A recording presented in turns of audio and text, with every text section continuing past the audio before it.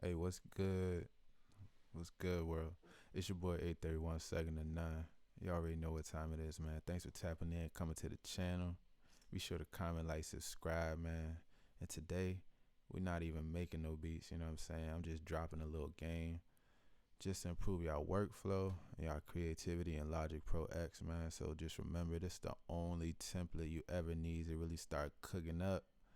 Everything's pretty much set up for you, but you can always tweak it, and that's the beauty of it. You know what I'm saying? I'm gonna give it to you, and then you're gonna turn it into your own thing and start to improve your workflow from there. You know what I'm saying? So with that being said, I present to you the 831 game time template for Logic Pro X. All right, so getting started, man, you got your instruments right over here in the track header area.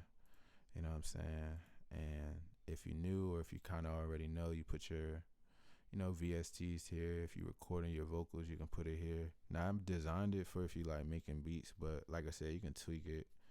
I'll probably do another one sooner or later, or like just a recording template for y'all to mess around with, just in case you got any artists and producers out there, people that do a little bit of both, because I do a little bit of everything, but that's another topic.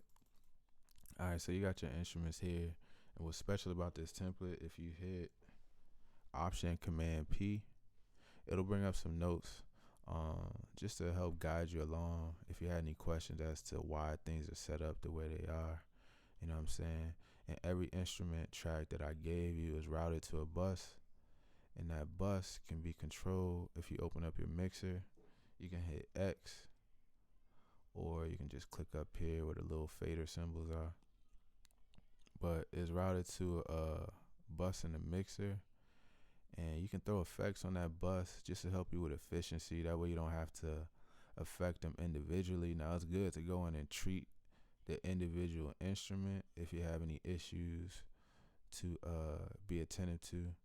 But other than that, if you just want the melody overall to be affected, you can just throw it on this bus. You can even kind of tweak this a little bit to give you a more cohesive sound. But there's even notes on that. Remember, Option Command P, and it'll bring up some more detail on that for you. You know what I'm saying? So moving right along, you got the Drum Machine Designer. I used to use like the other joint they got in here.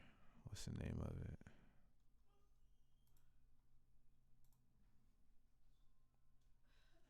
For all my real Logic heads, Ultra Beat. I used to use Ultra Beat, but now I'm using Drum Machine Designer. So I just find it give me a better workflow, give me more versatility with my patterns and stuff like that. So I automatically loaded that up for y'all. And the way it works is you just drag your samples in, and then you can play it, or you can go up here in the step sequencer and just come up with your patterns, man, and just get freaky with it. Pause. But what's special about the Drum Machine Designer, like I said, you can have your overall, like, I guess the drum bus affected just the way I did with the melody for y'all, or you can go in here and individually, you know what I'm saying, affect the sample. If you got your clap, your snare, your hi-hat, whatever. The only thing I don't do, and where my template is probably kind of different, I wouldn't put my kick or my 808 on that same bus to be controlled, because then when you move this fader right here, it'll affect the kick. And you know what I'm saying, just a tip on mixing, you really want that kick and that 808 to sit out. And then even with the kick and the 808, you might want to, the relationship between them has to be a certain way if you're going to use them both on the same track. Not every track. Sometimes I just use a kick, sometimes I just use the 808, sometimes I use the kick with the sub. It just depends on the track and the feel you're going for, you know what I'm saying? But even with that, man, I gave y'all some notes to reference. Oh, my fault. Gave y'all some notes to reference. You know what I'm saying?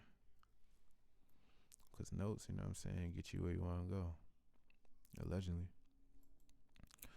Other than that, if you open up the mixer again, I got a few tools on the stereo. I don't really touch this or the master, man. That's a no-no to me. Just leave them alone. Oh, quick note on the Drum Machine Designer. By default, anytime you open one, it's gonna give you this bus right here for reverb and delay. So just keep that in mind. You can delete them if you really want to, but then it's gonna give you a little message. Or you can actually put your own effects there if you got a certain delay or reverb that you favor from like Waves or something like that. But I'm giving y'all a template just based on what Logic Pro gives you. It's a great program to use, and it's my primary program whether I'm recording or making beats. There's a lot you can do in it. It's probably a lot that I don't know about it, but like I said, I'm just giving y'all the game, and y'all gonna grow with it, and you know what I'm saying, mold it how you see fit. But that's pretty much it, man. Nothing too complicated. I like to run a light shit. Not really too much going on with the buses, but it can get pretty complicated. But this should give you a groundwork, you know what I'm saying, a blueprint, a framework, some structure, how to get started if you're new to the program, or if you've been in the program but just want a different, more efficient workflow, you know what I'm saying. But other than that, it's 8:31, second to none, signing off, man. Be sure to comment, like, subscribe, tap in, get in the comments if you got any questions, tap in on all the socials. And yeah, man, let's keep it going.